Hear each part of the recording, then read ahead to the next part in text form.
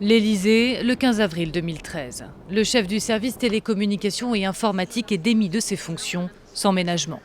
Sa faute, selon les auteurs du livre Élysée Off, refuser de consulter les archives du palais sous Nicolas Sarkozy.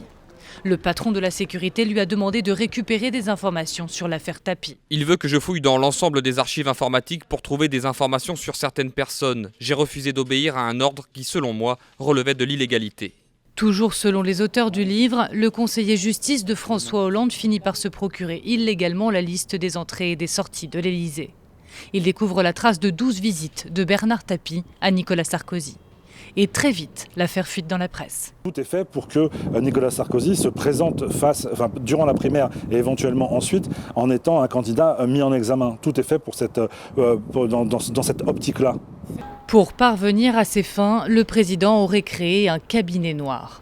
Il y a justement autour de François Hollande des gens qui sont mis en place pour faire fonctionner ce système. Et par exemple, la directrice de cabinet ou après le directeur de cabinet de Christiane Taubira sont choisis directement par l'Élysée et pas du tout par la ministre de la Justice. À charge pour eux ensuite d'aller chercher les informations, les communiquer au secrétaire général de l'Élysée qui ensuite dispatche à des médias amis.